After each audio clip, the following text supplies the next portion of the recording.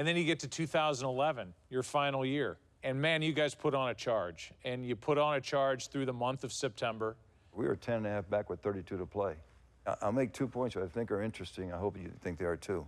One of them is that the dedication, the term that our team used to get back to the last 32, they made a commitment that they were going to play each of the 32 like it's the last game of their life or the 7th game of the World Series. And I'm going to tell you, if you want to coach something or whatever you're interested in doing, it's important to you. Urgency is a magical concept. If you feel that urgency, it unleashes adrenaline, focus, energy, you know, and you'll find strengths. And so when we really were facing it sometimes, hey, this is play it like it's the last game of your life. And you don't get tight, you just get focused. And our team for 32 games, and we made this miracle comeback. Point 2 was, part of this play it like it's the rest of the game of your life is you're going to have some tough moments. So several times we were on the brink of getting beaten, and we got in the last day of the year.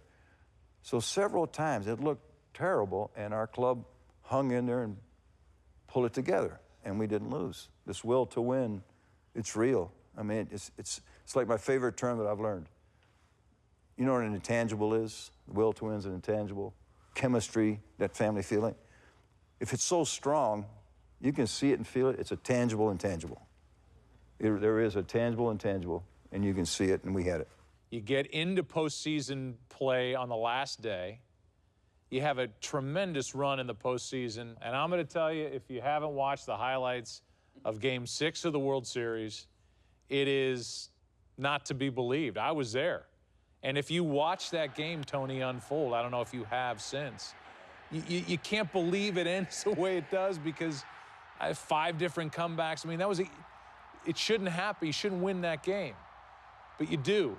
You told me the next night when we met with you in your office before the game what you told the team before Game 7, which was? As luck would have it, in spring training one year, I sat at a table across from a guy named Mike Eruzione, Miracle on Ice, the captain.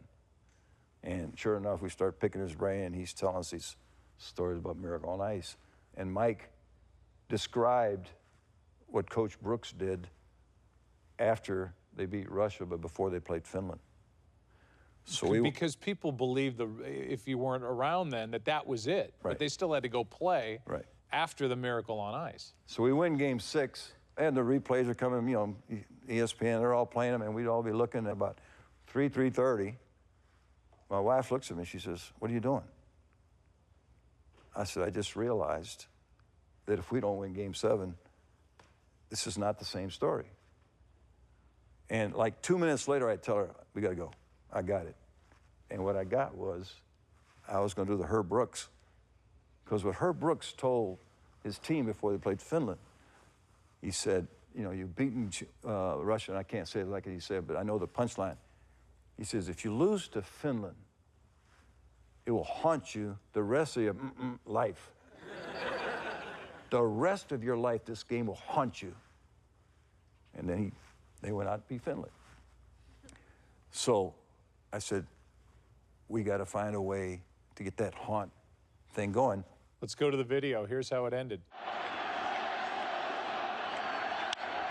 In the air to left, well hit. Back is Craig. What a team. What a ride.